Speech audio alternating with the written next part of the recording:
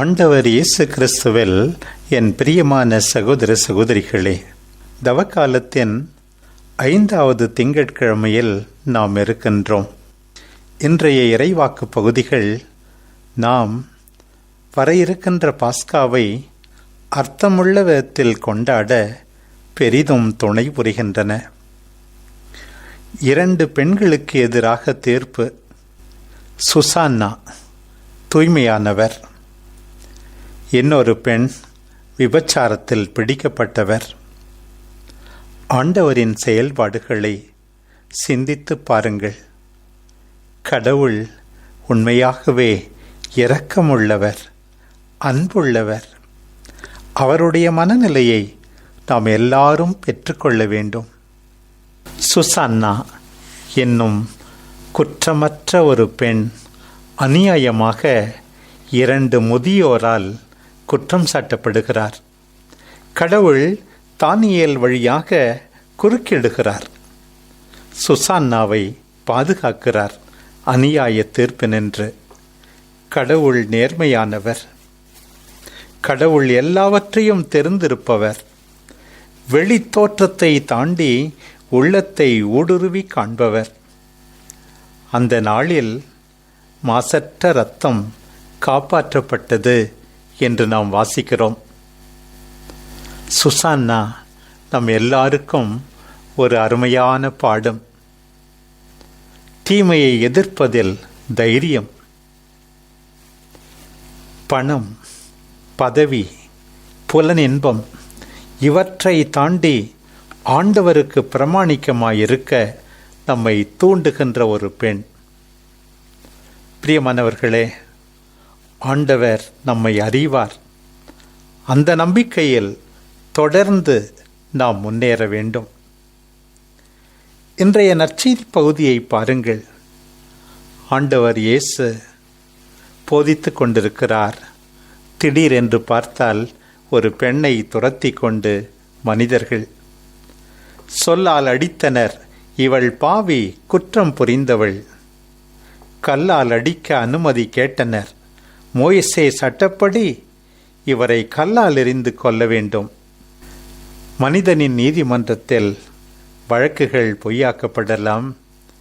ஆனால் இறைவனின் ராஜ்ய சபையிலே அப்படி ஒன்றும் இல்லை. அங்கே தீர்ப்புகள் திருத்தப்படலாம். அந்த பெண் மௌனமாக இருக்கிறார். என்னை மட்டும் அழைத்து வந்தீர்களே, என்னோடு இருந்த ஆணை எங்கே விட்டீர்கள் என்றெல்லாம் ஒப்பாரி வைக்கவில்லை.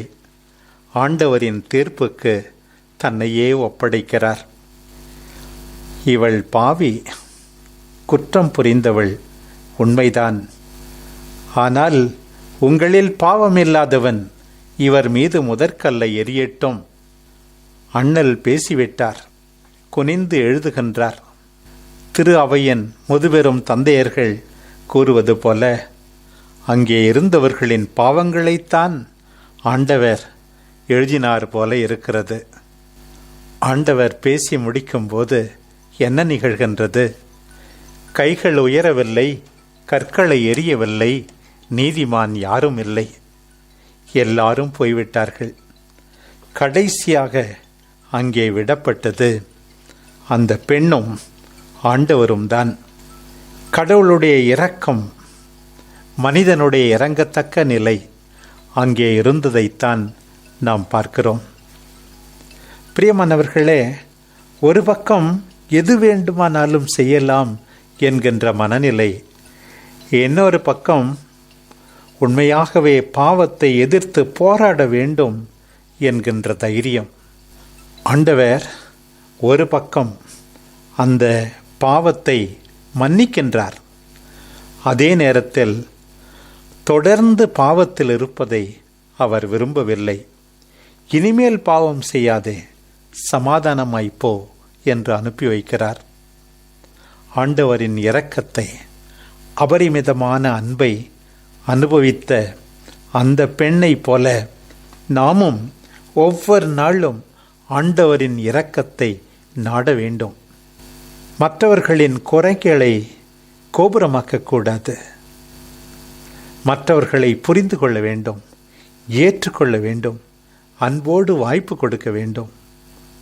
ஆண்டவரின் அன்பை நெருக்கமாக நாம் அனுபவித்தால் நிச்சயமாக மீண்டுமாக அவருக்கு துரோகம் செய்ய நமக்கு மனம் வராது.